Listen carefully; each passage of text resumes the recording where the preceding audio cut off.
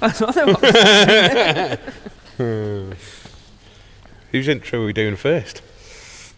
Well, yours. Is yours going to be professional and mine's not, or are we doing? Doesn't matter. Mine was just going to be as it is. You could just double team it at the same time. Nah. Four-way this shit. Nah. Are we tag teaming Nat? Is that what you're suggesting? And Lee. She's got a hell of a smile on her face when I said that. She knows what's coming. Loving it. So we've just had a McDonald's, and we're McLoving it, aren't we? Realistically, but We are, yeah. So what we better start off with is by telling people why you're here, because we haven't really been over that, and the whole. Let's give them a backstory. Yeah. So probably 8 or 10 weeks ago, would you say, you turned up here? You rang me and said, "Can I call in?" Had a leak. Yeah, had a fairly. What's the word? Frivolent? Is that the right contextual word? Sprayed. And we'll ask Lee later. So you had a leak from the front of the car. I did, yeah. And you knew it was from the oil filter housing, and you kind of said, "Can I call in?" You didn't quite tell me what exactly the leak was from. Called in, pulled up, got out of the car, popped the bonnet, and pretty much instantaneously there was evidence of oil residue, a lot of oil residue around the oil filter housing. Now apparently you'd had that for some time. Yeah, from November I think. I noticed a loss of power one night, checked my bonnet, opened up and saw a bit of oil. I thought, I won't worry about it. And then here we are. Car guy, won't worry about it. So, back history to that, let's cycle backwards a little bit. You'd been to BD before once or twice? With that car, I had a boost issue. You resolved that, and then I came for Revo Stage 2, and then now I'm having a rebuild. Yeah.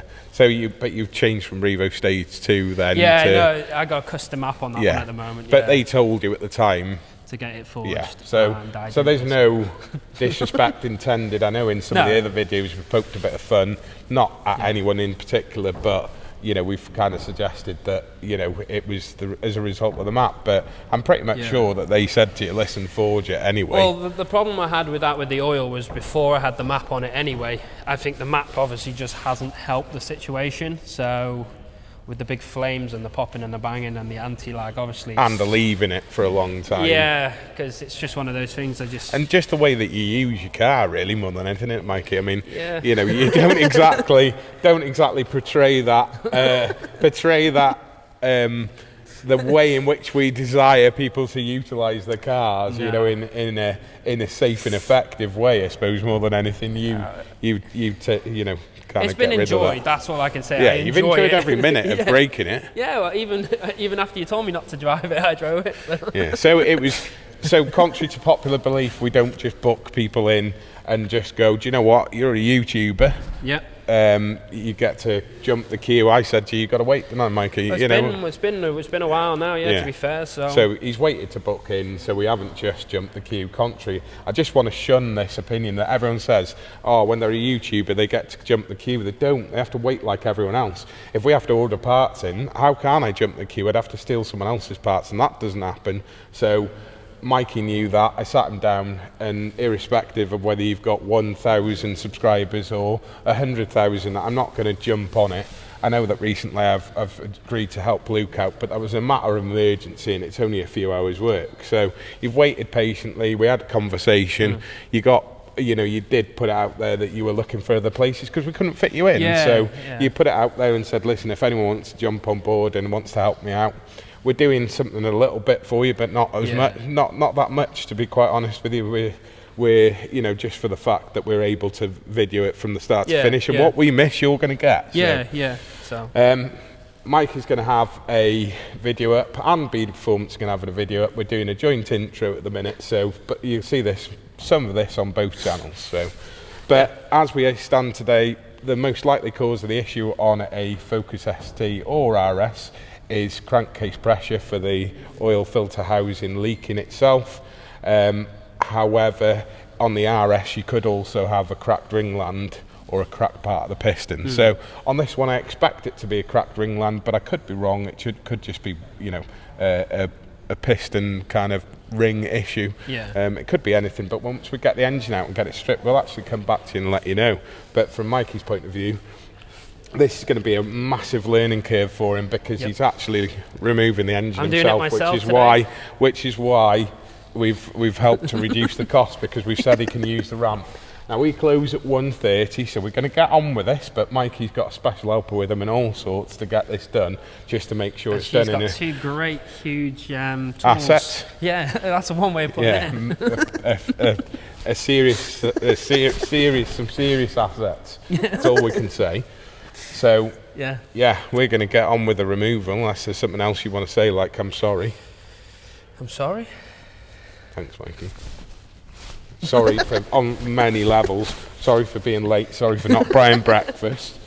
Sorry for taking so long to get to this point. But the way you see it, Dan, you get to hang out with me today, so that's a bonus, isn't it? You're always hanging out though, Mikey. You hang around with that other Mikey. So yeah, we're going to get on with it. Mikey's going to get his special tools out.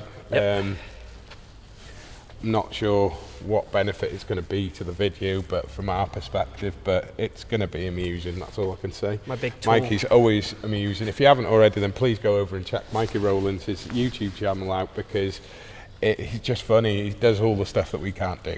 So subscribe to his channel, give him a like, give it a share, watch his progress. We're going to use this as a tool for showing you how to do a forged engine build, just because Mikey's accepting the fact that this could take 2 or 3 months before he has his car back. Yeah. He's accepting of that because of the fact that both channels want to video it. So just to let you know, he's not getting any special treatment. He's not jumping the queue, and he's not getting it done quick. It just is what it is. But it is free, yeah, it's free. Oh yeah, I forgot 𝗕𝗏 told you it was free, didn't they? And they tried to use that against me. Thanks. There's the door, mate. See you in a bit, guys. Some people stand in the darkness.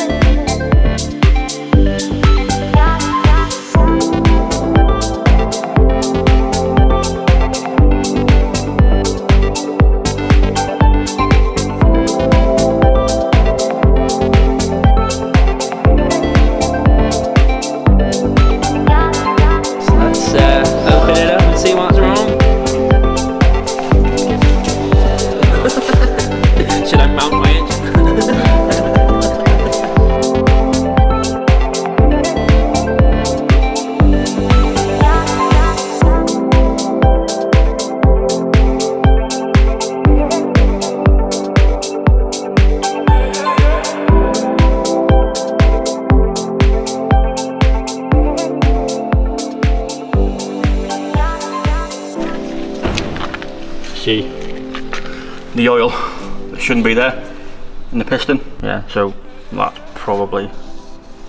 some of the problem there. That big scoring mark is different. If you look on cylinder 1, like nothing, it's got a big mark. Probably a lanyard or something. Lanyard? Ringland. That's the one, yeah, ringland. So, there's a bit of a highlight of what we think we found in Mikey's engine. We found a piston here that's probably got similar, not the same damage as Mikey's got. So what we can see from piston number 2 is that there's oil, as we rotate the engine, there's oil coming from underneath the piston skirt and around it and sitting on the top of it. That likely indicates a broken or cracked ringland. Now, the version I've got in my hand is an extreme version of that. On some of the cars you can actually see the edge of the piston destroyed. On Mikey's one you can't, so the likelihood is that somewhere in between these rings.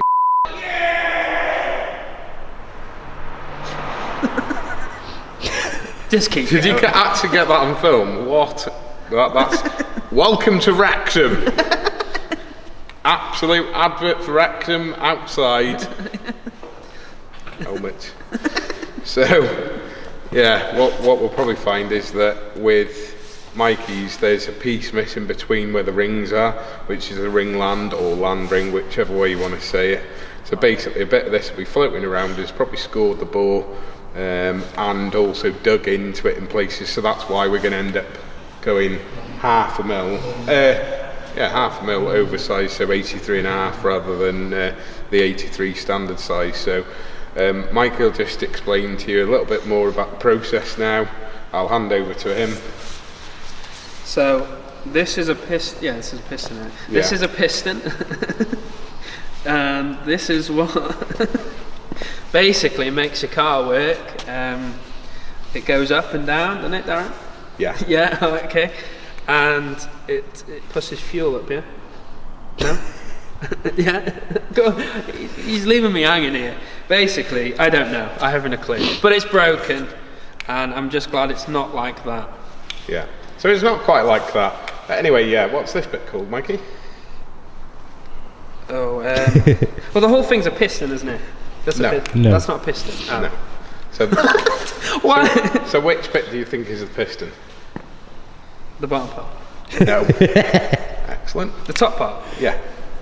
Oh right. Okay. That's the piston. Those are the rings. Those little loose things that stop. Well, what's that part then?